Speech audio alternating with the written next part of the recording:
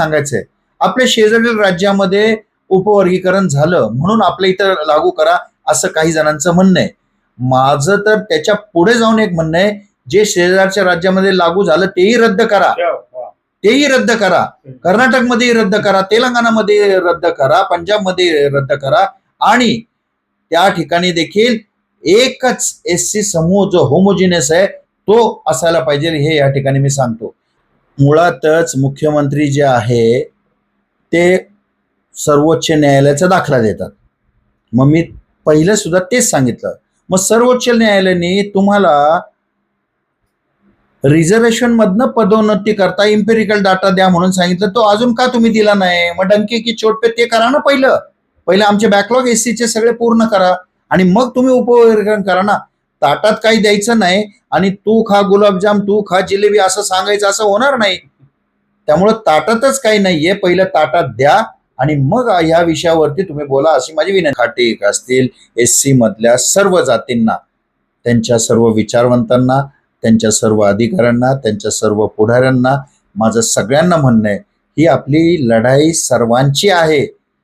आपल्यातली लढाई लावायचं काम कोण करतंय हा शत्रू आपण ओळखायला पाहिजे आणि खऱ्या अर्थाने आपली जर प्रगती करून घ्यायची असेल, आपण सर्वांनी एकजूट दाखवणं ही काळाची गरज आहे. आणि भवितव्यामध्ये उपवर्गीकरण लागू झाल्यानंतर जर आमदार खासदारकीमध्ये उपवर्गीकरणाच्या आधारे जर तुम्हाला पब्लिक रिप्रेझेंटेटिव्ह द्यायचं ठरलं तर तुमचंही नुकसान आहे, आमचंही नुकसान आहे. म्हणजे तुले न मले टाक कुत्र्याले अशी अवस्था आपल्या सगळ्यांची होणार आहे आणि आरक्षण संपवण्याचा हा घाट आहे हे आपण सगळ्यांनी ओळखायला पाहिजे, हे लक्षात घ्या. मध्ये तो उलट झाले, ज्यांची नावं 2002 मध्ये नाहीये त्यांची आज पण नावं नाही, म्हणजे तुम्ही ह्या देशाचे नागरिकच नाहीये असं ते सिद्ध करायचा प्रकार चाललाय. म्हणजे या देशामध्ये एक वर्ग जो एसआर मधनं बाहेर पडणार आहे तो या ठिकाणी राहणार कसा? त्याचं नागरिकत्वच नाहीये, त्याला काहीच मिळणार नाही भवितव्यामध्ये, त्याला सरकारचे कोणतेही लाभ मिळणार नाही, प्लस त्याला या देशामधला मी नागरिकच नाहीये, तर त्याच्यामध्ये आपोआपच ती भावना निर्माण होईल देशद्रोहाची. हे होता कामा नये. एसआयआर करणं म्हणजे इन्क्लुझिव्ह करणं आहे, एक्सक्लुझिव्ह नाही, हे या ठिकाणी मी सांगू इच्छितो.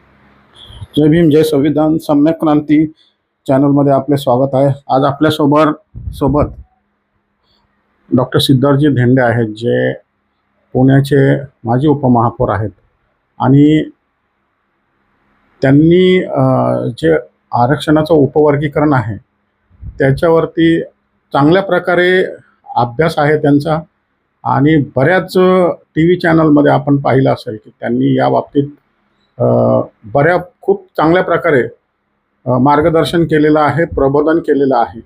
हे जे आरक्षणाचं वर्गीकरण आहे त्याचे आता जे मोर्चे आंदोलनं सुरू आहेत, वाद सुरू आहेत आणि आपल्या या राज्यामध्ये ओबीसी वाद, ओबीसी मराठा वाद, मुस्लिम वाद, त्यानंतर आता बौद्ध आणि मातंग वाद हा सुरू झालेला आहे. आपण सिद्धार्थजी धेंडे यांच्याकडनं जाणून घेणार आहोत की हे जे वर्गीकरणाचं प्रकरण आहे ते आता शिगेला पोहोचलेलं आहे. अण्णा, जय भीम, तुमचं स्वागत आहे सम्यक क्रांती चॅनलमध्ये. जय शिवराय सर्वांना. हे जे प्रकरण आहे हे आता खूपच तापत चाललेलं आहे. याच्यावरती मोर्चे, आंदोलन, विधानसभेमध्ये जे हिवाळी अधिवेशन आहे त्याच्यामध्ये पण चर्चा वगैरे सुरू आहे.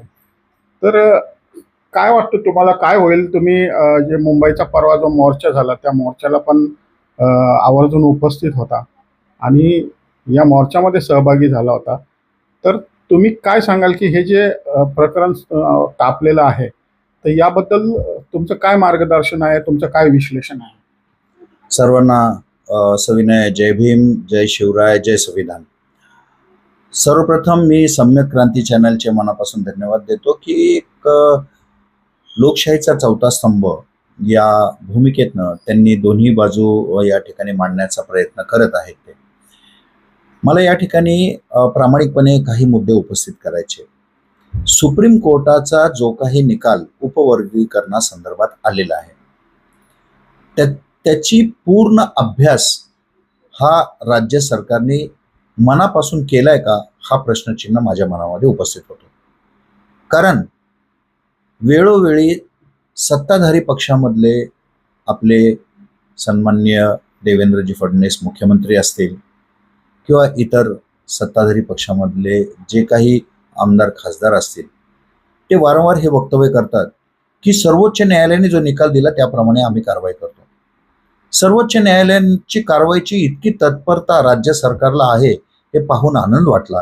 कारण या सर्वोच्च न्यायालयाने गेल्या 10 वर्षापूर्वी पदोन्नती ही आरक्षणाच्या माध्यमातून दिली जावी याकरिता राज्य सरकारकडनं इम्पेरिकल डाटा मागवलेला आहे.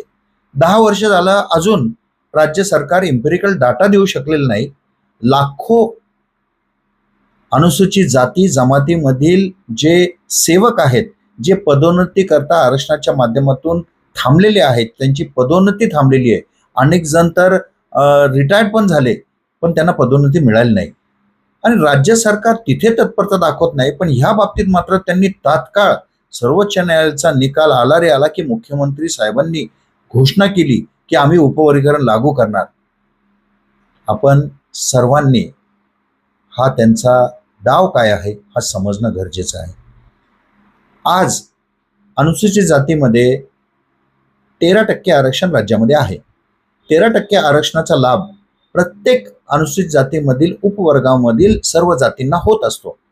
मला या ठिकाणी प्रामाणिकपणे सांगावंसं वाटतं की ह्या अनुसूचित जातीमधील 13% जे काही राज्य सरकारमधली लोकसंख्या आहे, ती लोकसंख्या ह्याचं अजून जनगणना झालेली नाही, ह्याचा सोशिओ इकॉनॉमिक सर्वे हा देखील झालेला नाही. मग बदर कमिटी स्थापन करून सोशिओ इकॉनॉमिक सर्वे नाही, जनगणनेचा सर्वे नाही, कुठल्या आधारावरती बदर कमिटीने जो अहवाल फक्त मुख्यमंत्र्यांच्या अँटी चेंबरमध्ये दिलाय असा माझा स्पष्ट आरोप आहे.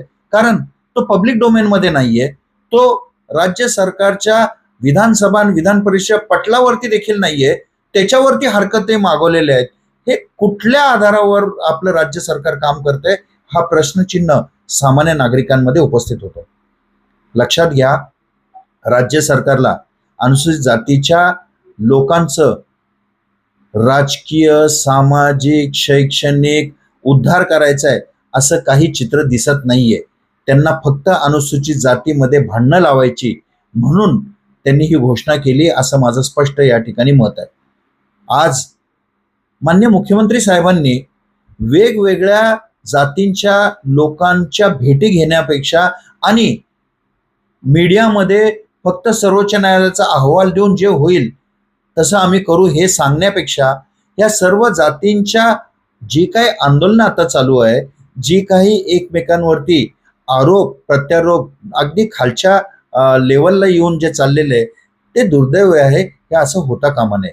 आज माझ्याबरोबर मी सभागृहामध्ये महानगरपालिकेत होतो, माझ्याबरोबर अनेक मातंग बांधव हे देखील माझ्या सोबत होते. आम्ही एक दिलाने मागासवर्गीयांच्या उन्नतीकरता कल्याणकारी योजना एक दिलाने आम्ही मांडल्या आणि त्या कार्यान्वित केल्या हे आज या ठिकाणी सांगणं गरजेचं आहे. आज मातंग समाजाचे आमचे बांधव त्यांनाही माझं म्हणणं आहे की आपण शिवागाळ्या करून सोशल मीडियावरती एकमेकांच्या जातींना किंवा महापुरुषांबद्दल अवहेलनात्मक काही भाष्य करून आपण वातावरण बिघडायचं काम कोणीही करू नये. म्हणजे मातंग समाजाच्या पण लोकांनी करू नये, बौद्धांचे पण करू नये, इतर जातीचे पण लोकांनी करू नये. आपण सामाजिक सलोखा हा अबाधित ठेवला पाहिजे हे माझं या ठिकाणी मत आहे. आणि आपण सगळ्यांनी मिळून नेमका ह्याचा अभ्यास करून जर आपल्याला पदोन्नती मिळत नाहीये, आज पहा RTI राईट टू एज्युकेशनमध्ये राईट टू एज्युकेशनमध्ये अनेक शाळांमध्ये प्रवेश दिले जात नाहीत. त्याच्यावर आपण सगळ्यांनी एकत्रित काम करायला पाहिजे. आपल्या मुलांना शिक्षणापासून वंचित ठेवलं जात आहे. आज आपल्या 62,000 शाळा ह्या बंद पडलेल्या आहेत, त्याच्यावर आपण बोलत नाहीये. आज सरकारी नोकऱ्या शिल्लक नाहीये. आज कुठेही तुम्ही गेलं तर प्रायव्हेटायझेशन झालेलं आहे. सरकारी तर एकही संस्था ज्याच्यामध्ये अनुसूचित जाती जमातीचे बॅकडोर एंट्री चालू आहेत त्या ठिकाणी आपण सर्वांनी एक दिलाने काम करायला पाहिजे. ते राहिले बाजूला, फक्त तुझं माझं करण्यामध्ये आपण वेळ वाया घालवतोय आणि हे जे कोणी भांडणं लावायचं काम करतोय तो शत्रू आपण दोघांनी ओळखणं खूप गरजेचं आहे. माझं या ठिकाणी सर्व अनुसूचित जातीमधील पुढाऱ्यांना सर्व विचारवंतांना, माझ्या सर्व धर्म जे काय चालवणारे आहेत त्या सर्वांना एक हात जोडून विनंती आहे की उपवर्गीकरणाच्या नावाखाली शेजारी शेजारी राहणारे एकमेकांचे संबंध, एकमेकांचे बंधुप्रेम हे अबाधित राहणं ही आपल्या सर्वांची जबाबदारी आहे. मला फक्त या निमित्ताने सांगायचं आहे, उपवर्गीकरणाकरता राज्य सरकार जे काही खेळवते ते खेळवणं राज्य सरकारने बंद करावं. मी परवा मोर्चाला गेलो होतो, त्या मोर्चामध्ये मी सुरुवातीपासून शेवटपर्यंत होतो. तिथं एकाही मातंग व्यक्तीवरती, समाजावरती, महापुरुषांवरती टीका टिप्पणी कोणीही केलेली नाहीये. अननेसेसरी कोणीतरी काहीतरी चुकीच्या पद्धतीने फीडिंग करून, चुकीच्या पद्धतीने मेसेज देऊन जर एकमेकांबद्दल विष कालवायचं काम कोणी करत असेल तर त्याबद्दल मी या ठिकाणी प्रामाणिकपणे खेद व्यक्त करतो. तसं होता कामा नये. आज त्या ठिकाणी एकच मागणी होती त्या मोर्चामध्ये सगळ्यांची की उपवर्गीकरण रद्द करा, आणि ते रद्द करण्याची कारणं ते सगळे सांगत होते आणि ते का गरजेचं आहे हे सांगत होते. मला या ठिकाणी अजून एक सांगायचं आहे, आपल्या शेजारील राज्यामध्ये उपवर्गीकरण झालं म्हणून आपल्या इथं लागू करा असं काही जणांचं म्हणणं आहे. माझं तर त्याच्या पुढे जाऊन एक म्हणणं आहे, जे शेजारच्या राज्यामध्ये लागू झालं तेही रद्द करा, तेही रद्द करा. कर्नाटकमध्येही रद्द करा, तेलंगणामध्ये रद्द करा, पंजाबमध्ये रद्द करा, आणि त्या ठिकाणी देखील एकच SC समूह जो होमोजिनियस आहे तो असायला पाहिजे हे या ठिकाणी मी सांगतो. आणि सरते शेवटी सगळ्यात धोक्याची घंटा काय आहे ते मी सांगू इच्छितो. हे उपवर्गीकरण केल्यानंतर कोणाला किती टक्केवारी येणार आहे हे जोपर्यंत तुमची जनगणना होत नाही तोपर्यंत कळणार नाही. त्यामुळं आपण आत्ताच एकमेकांची मतं कलुषित करणंही योग्य नाहीये.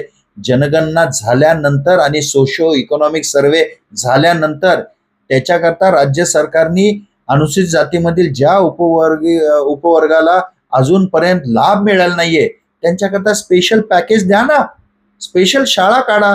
आता मी तुम्हाला एक उदाहरण देतो. राज्य सरकारच्या हॉस्टेल्समध्ये ज्या हॉस्टेलमध्ये मुलांना ऍडमिशन दिलं जातं त्या ऍडमिशनमध्ये 2007 पासून मातंग समाजाकरता वेगळा कोटा आहे, मेहतर समाजाकरता वेगळा कोटा आहे. अजूनपर्यंत कोणीही त्याच्यावरती भाष्य केलं नाही किंवा त्याला विरोधी केला नाही. द्या ना तुम्ही, आम्ही कुठं नाही म्हणतोय. ज्या ठिकाणी ज्या जिल्ह्यांमध्ये मातंग समाजांवरती त्यांना वाटतं की कमी त्या प्रमाणामध्ये त्यांना प्रतिनिधित्व मिळते, कमी प्रमाणामध्ये त्यांना लाभ मिळतोय, तिथे स्पेशल पॅकेज द्या, काहीच हरकत नाही. परंतु सरसकट राज्यामध्येच हे लागू करणं हे धोकादायक आहे आणि ह्याचा धोका संपूर्ण अनुसूचित जातीमधील उपवर्गीय जातींनी ओळखावा. कारण पुढे जाऊन पब्लिक रिप्रेझेंटेशन ज्याला आपण म्हणतो, public representation according to reservation हे जर बिल राज्य सरकारने आणलं तर भवितव्यामध्ये सर्वात कमी लोकसंख्या असलेल्या उपजातींना कुठेही पब्लिक रिप्रेझेंटेशन करता येणार नाही. ही धोक्याची घंटा आहे. त्यामुळे ह्या देशामध्ये पब्लिक रिप्रेझेंटेशन जो समुदायाचं रिप्रेझेंटेशन करतो त्याच्यामध्ये प्रत्येक समाजाला न्याय द्यायचा असेल तर आपल्याला होमोजिनियस SC कॅटेगरी हा एकमेव पर्याय आहे. उपवर्गीकरण हा पर्याय नाहीये. अण्णा, आपण बघितलं की या महाराष्ट्रामध्ये जो मातंग समाज आहे त्याला शिक्षणासाठी तेवढं जास्त प्रवृत्त केलं जात नाही. म्हणजे 8वी 10वी आणि खूपच जर असेल तर म्हणजे 12वी पर्यंत मुलं जात आहेत.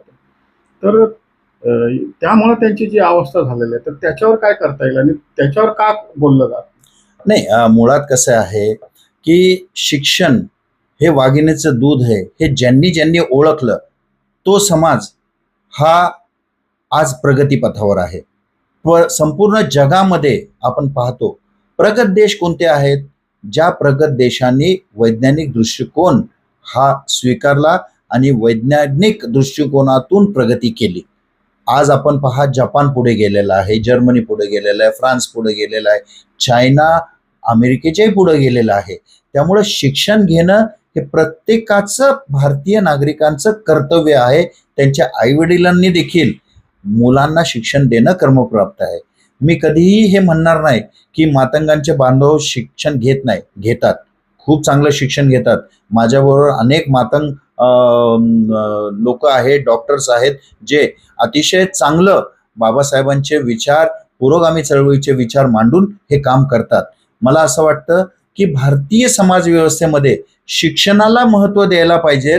धर्मांधतेला महत्त्व न देता शिक्षणाला जर महत्त्व दिलं, त्या प्रत्येक समाजाची प्रगती ही होणारच आहे, हे आवर्जून या ठिकाणी सांगणं गरजेचं आहे. बदर समितीबद्दल अजूनही सगळं म्हणजे गुलदस्त्यामध्ये आहे. त्याच्याबद्दल काही म्हणजे त्यांचा जो अहवाल आहे त्या बाबतीत बोललं जात नाही. विधिमंडळाकडून किंवा मुख्यमंत्र्यांकडून पण बोललं जात नाही किंवा काही खुलासा होत नाही. तेच तर आम्ही सांगतोय की बदर कमिटी ही कधी स्थापन झाली, त्यांनी कोणत्या कोणत्या मुद्द्यांवरती अभ्यास केला, काय अहवाल केला, किती दिवसाचा टाइम बाउंड पिरियड होता, किती दिवस काय केलं, ह्याच्यावर फक्त मुख्यमंत्र्यांनाच माहिती आहे. मुख्यमंत्र्यांच्या अँटी चेंबरमध्ये ही बदर कमिटी स्थापन झाली का, हा प्रश्न येतोय. कारण ते कुठल्याही विधानसभेच्या आणि विधान परिषद पटलावरती आलेलं नाही, पब्लिक डोमेन मध्ये नाहीये. आणि मुख्यमंत्री साहेब आणि सर्व राज्य सरकार म्हणते की हरकती द्या. अरे हरकती द्यायच्या कशावरती? जर अहवालच नाहीये, त्या अहवालावर हरकती देणार काय? त्यामुळं मला एक सांगायचंय की राज्य सरकारने तो बदर कमिटी बद्दलचा अहवाल हा पब्लिक डोमेन मध्ये आणावा ना. काय केलंय त्यात कळेल तरी. अंधारात ठेवून तुम्ही अंधारामध्येच तुम्ही त्याच्यामध्ये गोळ्या मारा आणि तुमचं टार्गेट पूर्ण करा, असं होणार नाही. मग त्यामुळं मला मुख्यमंत्री महोदयांना आणि राज्य सरकारमधील या सर्व राज्यकर्त्यांना एक हात जोडून विनंती आहे, आपण बदर कमिटी स्थापन कधी केली, काय अहवाल आला, हे पब्लिक डोमेनमध्ये पहिला आणा. आणि जर ते होत नसेल तर पहिली जनगणना आणि सोशिओ इकॉनॉमिक स्टेटसचा स्टडी प्रत्येक जातीमधला हा पहिला करा. आणि तो केल्यानंतर आपोआपच दूध का दूध पाणी का पाणी होईल, हा सूर्य हा जयद्रथ होईल. कोणत्या जाती मागे राहिलेल्या आहेत, कोणत्या पुढे आलेल्या आहेत, हे स्पष्ट कळेल. 1930 नंतर आजपर्यंत कधीही जातीनिहाय जनगणना एससीची जी आहे ती झालेलीच नाहीये. फक्त आता सुद्धा जनगणनेला जी लोक आली त्यांनी फक्त एससी आहे का तेवढं सांगा, पण एससी मध्ये कोणता एससी आहे हे नाहीये, तुमचं सोशिओ इकॉनॉमिक स्टडी नाहीये.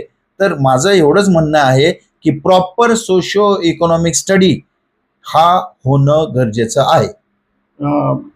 आपण बघितलं की मुख्यमंत्र्यांनी डंके की चोट पर असं सांगितलं विधिमंडळात की उच्च न्यायालयाचे आदेश आहेत, तर त्या आदेशानुसार आम्ही हे सगळं करत आहोत. मुळातच मुख्यमंत्री जे आहे ते सर्वोच्च न्यायालयाचा दाखला देतात.